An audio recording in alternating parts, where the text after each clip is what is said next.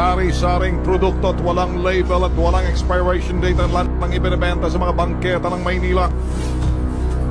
Para makumpirma ang tips sa Bitag T3, agad inikutan ng Bitag T3 ang mga mamimili. Pinagtitiwala na lamang ang paniniguro ng tindera na maayos ang laman ng kanyang tinda. Ilang pa yan? 2017 yan. Ganito rin ang eksena sa Palangka Street sa Quiapo. Mga lata ng fruit cocktail naman ang pambata kasi itong basihan na seguridad na pagkain na maaaring maging sanhi ng sakit. Hindi dapat yan bilihin ng ating mga consumers. Hindi siya properly labeled. Bawas-bawas yung label or completely walang label and then dented. Maaring may microorganisms na nakapasok na kakapagpasira ng pagkain once na kinain ito ng tao din.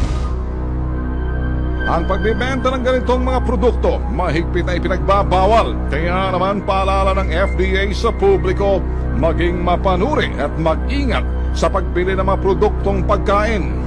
Based on RA 9711, may range doon. May administrative case and then may mga penalties and sanction depending on the gravities. It cannot be lower than 50,000 pesos but not higher than 500,000 pesos. Kaya naman paalala ng FDA sa publiko, maging mapanuri at mag-ingat sa pagbili ng mga produktong pagkain. Hindi lahat na mura ay ligtas. Dapat bibili lang kayo sa reliable sources. Yung bibili nyong food products, bago nyo kainin, dapat or bago nyo bilhin, should have yung kumpletong label. Sa mga mamimili, huwag maging tanging batayan ang bagsak presyo ng mga produkto. Kung ang kapalit nito naman ay ang inyong kalusugan, ngayong alam nyo na, maging mapanuri, maging listo, mag-ingat, mag-ingat. Okay mga tol, in Manila.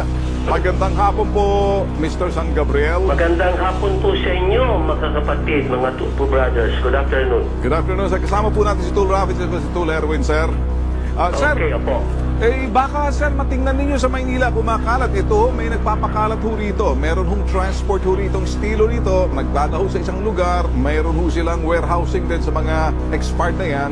Ang pakiwari ko ho sir, may underground industry ho nagpapakalat ho rito, baka siguro ho sir, sa mga lansangan ho ninyo, mabisibisita ho ng mga inspektor ninyo sa mga Sir, lansangan. tama po kayo. In fact, last December at may pending case hanggang ngayon, sa RTC Manila Branch 32, yung po bang nirate dyan sa may bandang, may bodega po dyan, may tama po kayo, Helios Street. Sa Helios Street.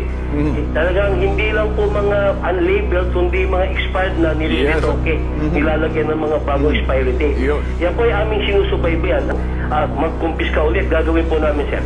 Meron ho silang transport, handling, warehouse, at yan ho'y talagang organized underground industry nga lang. Yes, relation ng Republic Act 9711 and of course of the Consumers Act of the Philippines.